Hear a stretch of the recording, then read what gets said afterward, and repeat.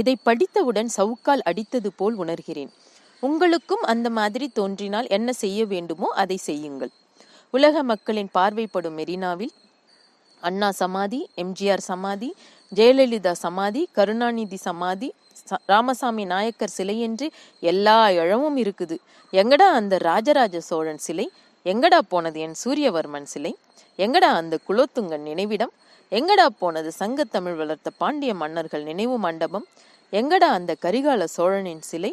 எங்கடா இருக்கு என் வேலு நாச்சியார் சிலை? எங்கதாண்டா இருக்கு சேரன் செங்குட்டுவனின் சிலை? எங்கடா அந்த அழகு முத்தோட நினைவு மண்டபம்?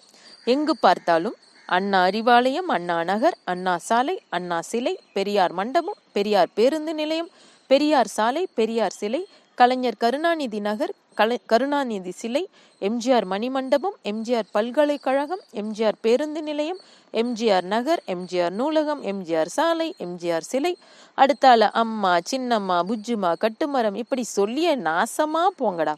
உலக சாம்ராஜ்யங்களை வென்று காட்டிய நம் முன்னோர்களுக்கு சரியான சிலைகளும் இல்லை, நினைவு கட்டிடங்களும் இல்லை. அவர்களின் வரலாறும் வகுப்பறை பாடத்திட்டத்தில் ஒழுங்காக இல்லை.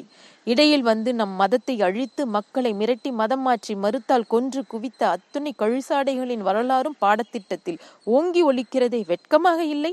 கரிகாலன் கட்டிய கல்லணை இன்று வரை சுற்றுலா தலமாக மாற்றப்படவில்லை. மாபெரும் கடற்படையை கட்டமைத்து உலகின் பல நாடுகளை வென்று மாபெரும் சோழ பேரரசை நிறுவிய ராஜேந்திர சோழனை பற்றி இங்கே கற்பிக்கப்படவில்லை. ஒவ்வொரு தமிழனும் தினமும் கோவிலுக்கு செல்கிறான். அந்த கோவிலை கட்டியவன் யார் என்று கூட தெரியாமல், அந்த கோவிலை கட்டிய மாமன்னன் தன் பெயரை அதில் பதிவிடாமல் இருந்தாலும் கூட அப்பேற்பட்ட அவனது நடுநிலை தன்மையை பாராட்டி நீயல்லவா அவனது பெயரை உலகம் போற்றிட செய்திருக்க வேண்டும்.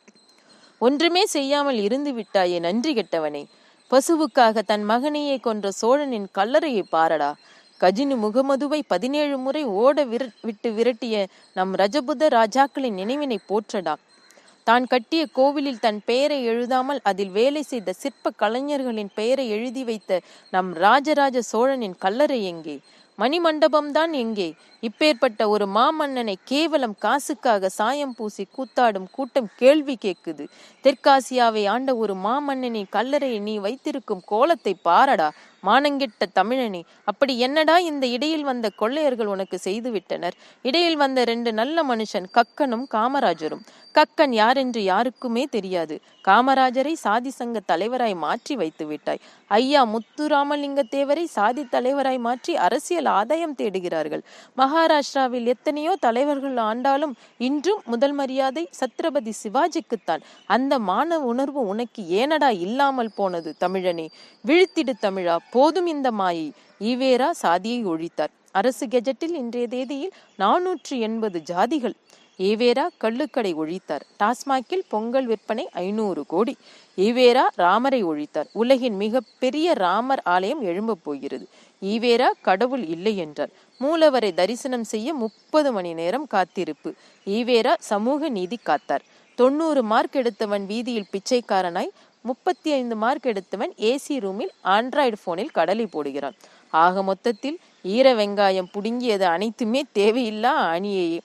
கல்லணையை கட்டிய கரிகாலனை தெரியாது, மிகப்பெரிய போர் வீரன் சோழனை தெரியாது, கல்வி கண் திறந்த காமராஜரை தெரியாது, தமிழ்நாடு என்று பெயர் வைப்பதற்காக உயிர் நீத்த சங்கரலிங்கனாரை தெரியாது, கப்பலோட்டிய வஉசி என்ற தமிழனை தெரியாது, ஆங்கிலேயரை எதிர்த்து தன் முறைப்பெண் வடிவு அவர்களுடன் வெள்ளையனின் வெடிமருந்து கிடங்கில் தீப்பந்தத்துடன் இறங்கிய சுந்தரலிங்கத்தை தெரியாது, தன் குலதெய்வ கோவிலை காக்க தூக்கு கயிறு ஏறிய மருது பாண்டிய சகோதரர்களை தெரியாது, உலகிலேயே முதல் தற்கொலை படை தாக்குதல் நடத்திய வீரப்பெண் கட்டக்கருப்பன் சுந்தரலிங்கத்தின் வடிவு தெரியாது, ஜெய்ஹிந்த் என்ற வார்த்தை முதலில் கூறிய செண்பகராமனை தெரியாது, ஜெர்மனியிலிருந்து வெடிகுண்டுகளை கப்பலில் கடத்தி வந்த நீலகண்ட பிரம்மச்சாரியை தெரியாது, ஆங்கிலேய கலெக்டரை நேருக்கு நேர் நின்று சுட்டு கொன்ற வாஞ்சிநாதனை தெரியாது, முதல் சுதந்திர போராட்ட வீரர் மாவீரன் புலிதேவனை தெரியாது,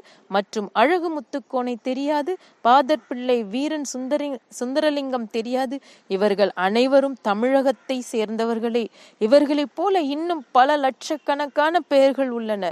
இவர்கள் அனைவரையும் இன்றைய இளைஞர்களுக்கு தெரிய வைக்க வேண்டும்.